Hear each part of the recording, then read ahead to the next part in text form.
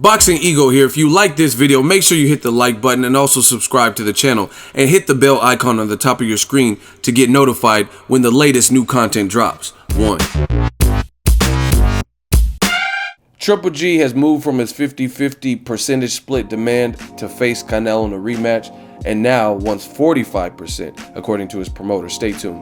What up, Fight World? It's your boy Ego and I'm back with some more boxing. Make sure you smash the like button. Also subscribe to the channel for the latest and greatest in boxing. If you want to become part of the gang, notification gang, please hit the bell icon. Shout out to the super chats, channel donations, the Venmo donations, and the Patreon family. We working. Now, according to Golovkin's promoter, Tom Loeffler, K2 Promotions, shout out to ESPN, link in the description.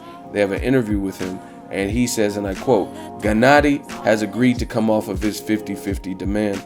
Gennady wants the rematch with Canelo regardless of what Oscar says. He will come down to 55-45, which makes Canelo the A side. It will be Canelo making 55% in a rematch against Triple G, which will be much bigger than the first fight was for sure, right? Now,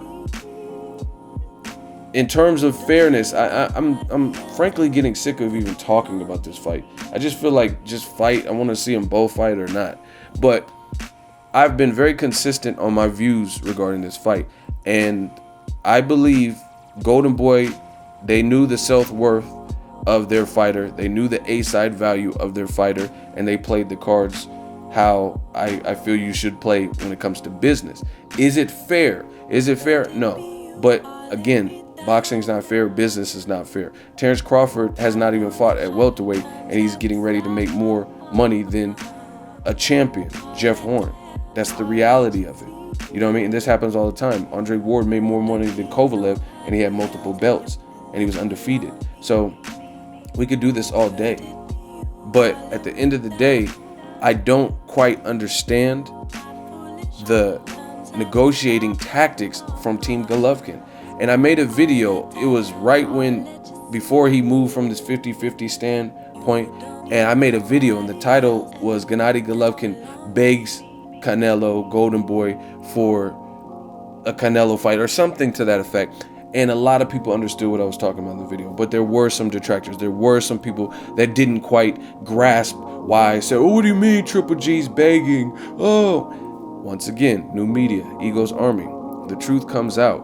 Again, I don't understand the tactics of Triple G's side. Why agree to 35% if Golovkin was the champion? He had multiple belts, 3 or 4 belts if you include the IBO belt, and he was undefeated. He believes he won the first fight. Why did they agree to the rematch under the terms of 35%? And then when Canelo failed a drug test, which he's going through the processes to show that he's now clean, you know what I mean? Because we can't take in the past, we can't take that back. He failed a drug test. So either you want to fight him or you don't. You know what I mean? Either you think he's dirty and for that reason you don't want to fight him, which I could respect that. If you're like, I don't trust him. Or you're going to pony up and want to fight him under the stringent VADA testing. He's doing year-round testing, etc. He did the hair follicle testing, and it didn't show any long traces of clenbuterol usage. So it kind of supported his story, whether you believe his story or not. So either you want to fight him or you don't. And it looks like they want to fight him.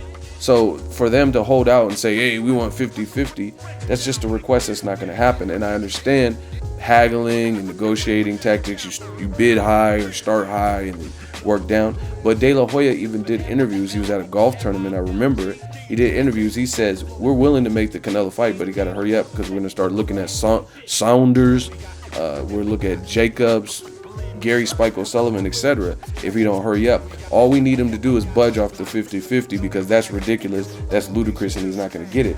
And you still had Team Triple G who were like holding out and acting like 50-50 was something that they're going to stick to their guns, and they only wanted. Abel Sanchez did an interview, and he was like, yeah, Gennady knows what he wants, 50-50 and things like that. Okay. And then the IBF strips him because he avoided his mandatory in an effort to fight Vanes Matarosen, and that's not even that bad because they said, we'll let you have this one-time exception fight because we knew the situation. You were supposed to fight Canelo, and he messed it up. His side messed it up with the failed drug test, right? So they said, fine, fight whoever you want, fight Vanes. If you guys can agree, save the date. But you have to negotiate with your mandatory after, since you want to fight. Since you want the Mexican date and you want to fight and you want to get a fight, then we're going to enforce our rules for your next fight.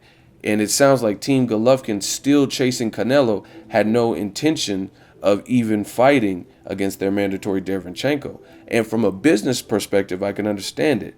He has power, amateur pedigree, not a big name, and he doesn't really, I mean, be honest, like if you can make upwards of 28 to 30 million fighting Canelo versus maybe even a riskier fight or equal risk or right around there for a lot less money and a lot lesser known name, I mean, what would you do? So that's not even bad. The bad part is what Team Golovkin has put out there. All of it. You know what I mean? Saying, oh, we want all the belts. These other fighters are businessmen. Well, you sound like a businessman too, because you're not handling your business and they're stripping you of your belt that you earned. And you said you wanted to be undisputed. So that's not congruent with what you said. Then the day he got stripped, literally, the day he got stripped from the IBF, all of a sudden, Team Triple G, and this is what I said in the video, Team Triple G begs. All of a sudden, the day he gets stripped from the IBF, Tom Loeffler does an interview with ESPN, and he says, oh, we're willing to come off 50-50. It's like Golden Boy is completely dominant. If this was a fight, they're completely dominating in that boardroom, in that negotiations room, because they're in essence punking Triple G's team like they have been in the past. First, they offered him a flat rate before the first fight even happened, and then they had to struggle or negotiate to get 30%, which they said they didn't like. Then they negotiated a rematch after a controversial first fight, and then they only went up 5% and negotiated for 35%. Canelo fails a drug test, and they claim, hey, we made a lot of exceptions, consolations. He's undefeated. He's a champion. We deserve more, because they try to use that, the public opinion. People feel Canelo cheated or whatever, and they're trying to use that to their advantage to negotiate. But it doesn't work like that with this A-side shit.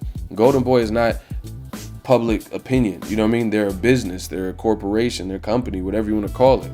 So they're not going to just give you more money because some people think Canelo is cheating, or people know he's cheating, or whatever the case is. That's not how it works. They know he puts asses in seats. As long as they provide a solid opponent against him, it'll do good numbers. They know this, at least right now. You know what I mean? Because he only has one technical loss, even though I thought he lost to Edeslandi Lara. But on paper, his only loss is to Mayweather. So he's still marketable. He had a draw with Triple G. Even if you thought he won on paper, he didn't win or lose. It was half win, half loss, and a draw. So that's it. Now Triple G's team is willing to take 45%. But again, you're putting yourself, I don't feel Golovkin's team is putting themselves in any position of leverage or power, or the most. Obviously, they're not going to get more leverage or power than the A side, because Canelo has certain statistics and numbers that Golovkin doesn't have, like the Mayweather fight, his fight with Cotto, his fight with Canelo and Chavez. And Golovkin doesn't simply have those type of numbers, but you could put yourself in the best, give yourself the best fighting chance, right? But I don't see them doing that. I don't see them putting themselves in a position of power. Like I told you, instead of chasing Canelo for the first fight and only getting 30%, you could have, in my opinion, increased your value by taking on and taking out Billy Joe Saunders if you can beat him, and then you would have all of the belts. This is before the IBF stripped him, of course. Right? All the belts. People already had wanted to see Canelo versus Triple G. So if Triple G and Canelo didn't fight, it would have hurt Canelo more than it hurt Triple G, because he would be the man sitting on top of the throne. He would be Thanos with all the Infinity Stones. So you gotta defeat Thanos, because he has all the Infinity Stones. You know what I mean? So people had already wanted to see Canelo Triple G. So if he collected that last belt from Billy Joe Saunders, if he's able to beat him, right, then he would hold all the keys. But you see, Team Triple G, in my opinion, they didn't want to risk a Billy Joe Saunders. That's why they said, oh, his ribs hurt from the Jacobs fight. And Oscar said, hey, if you fight Saunders, you don't get the Canelo fight next. So they end up taking the Canelo fight, made good money, but they're now complaining about the money they made, saying 30% wasn't enough and it wasn't respectful enough for the champion and the guy with most of the titles. Now you just lost a title, so I don't see how that gives you any advantage. Plus, Golden Boy and Team Canelo, that side, they know what the WBC said. They said, if you don't fight Canelo next, then you better fight Charlo. And if you don't fight Charlo, ... which we all know that ... means he's going to get stripped of the WBC if he doesn't fight Canelo or Charlo, because that is his mandatory. So it's like, in essence, he's almost cornered into making a tough decision. Because let me be the first to tell you, if Triple G in 1 year gets stripped of his IBF belt, and then let's say the Canelo fight can't happen, right? And the WBC does what they said they were going to do, enforce the Charlo fight, and let's say Team Triple G doesn't accept. If they do not accept, one, is going to look like he's ducking Charlo. If they do not accept, if this is this way it plays out, right?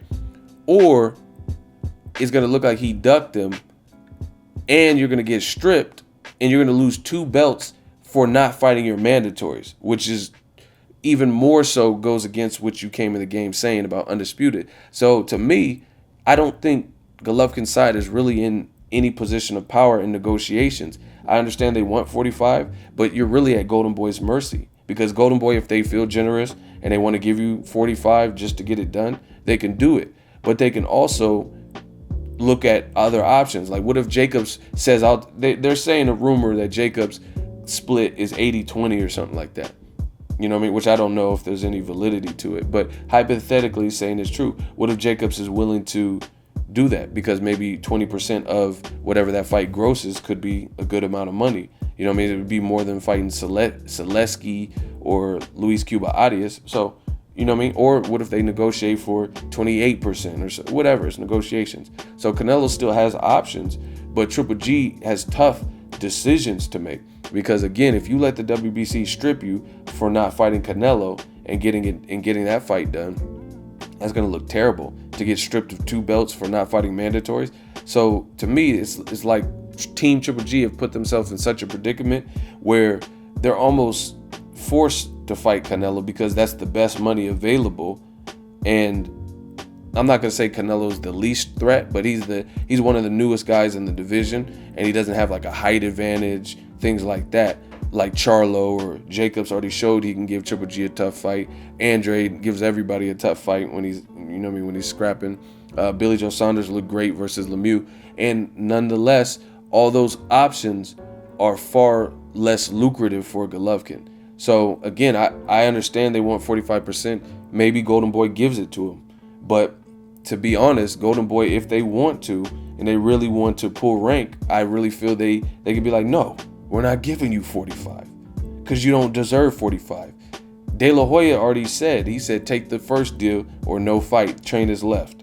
So I just feel Golden Boy is winning the negotiating battle, and they're more so in the position to call the shots. So I understand Triple G moving from his 50-50 to 55-45, but I don't think he's in a position to move to what he wants. It's really going to happen on Golden Boy's terms because they got him by the balls, so to speak. You know what I mean? So what if Golden Boy doesn't agree to 55-45? Then what? What if they say, no, you ain't giving 45? We the cash cows. We the A side. He doing year-round VADA. He did the hair follicle test. And you've been dissing him, saying he's a cheater. And Abel Sanchez been talking shit. You ain't getting 45. Then what are they going to do? Go lower? Take the original deal that they had, 35, take 40%. You know what I'm saying? You can't, I don't see at this point, I don't see how Team Golovkin could win. They're really at the mercy of Golden Boy and the A-side Canelo. And some of it has to do with the way they played their cards. Some has to do with like A-side politics, but a lot has to do with how they played their cards and what they agreed to, what they negotiated. Like I said, you should have never took 30 or 35% if you felt your fighter was worth more. You know what I mean? And then now you're trying to change it. Golden Boy said, we got a fight for you in September. Everyone wants to see it. Take the same deal that you already took. So we'll see how this plays out. I just don't see Golovkin's side as having the leverage to determine what the split is, with all things considered. You know what I mean? It's not like a Joshua Wilder where the B-side's coming up with a ludicrous amount of money, crazy, astronomical deal for a heavyweight, 50 million guaranteed, 50%. Golovkin side's not doing nothing like that, to the point where it gives them some leverage back. And then, like I said, losing belts definitely ain't giving you leverage back. And then having the threat of Charlo, and if you don't fight him like the WBC warned you, then you're basically going to get stripped. So all these things to me make the Golovkin argument lose power and at Golden Boy's mercy. Drop your thoughts in the comment section. Golovkin's side wants 55-45. Again, I'm not saying that it's not fair. I don't really care because it's not my money. I'm not going to see a red cent from that. But again, to confuse what's fair in business, then I mean, you're in for a lot of disappointments, because it doesn't work like that. Some people, like I said, I keep seeing the same thing from fans. Oh yeah, Canelo, he failed 2 drug tests. Golovkin deserves 50-50. Well, good luck with that, because now he moved from 50-50. So, you know what I mean? You're not going to be able to tell the A side what to do. You know what I'm saying? That's like, let's say Maidana fights Floyd Mayweather, and then someone's like, man, Maidana's a champion. He deserves more than 3-4 million. Floyd's getting 32 million. Give that boy 12. You're not going to be able to tell the A side, Floyd Mayweather, who has all these numbers and highlights and accomplishments, accolades. You're not going to move him and then tell him, right or wrong, fair or not, to give Marcos Maidana double digit, you know what I mean, $10-12 million, when he doesn't have to. When Maidana hadn't done any type of pay-per-view numbers or whatever to make him a high B-side or A-side. He's a good fighter, but he doesn't have those caps in the hat to call the shots like that. Let me know your thoughts. Drop in the comment section. Make sure you smash the like button as always. Hate, comment, and subscribe. Till next video is Ego signing off. So if you enjoyed this video and want more content like this on the channel, you can show your appreciation by going to the PayPal donate button or the YouTube support button. And you can donate any amount that you feel is equivalent to the value of this video. Much more to come. Thank you guys for your support. Boxing Ego, the future of boxing.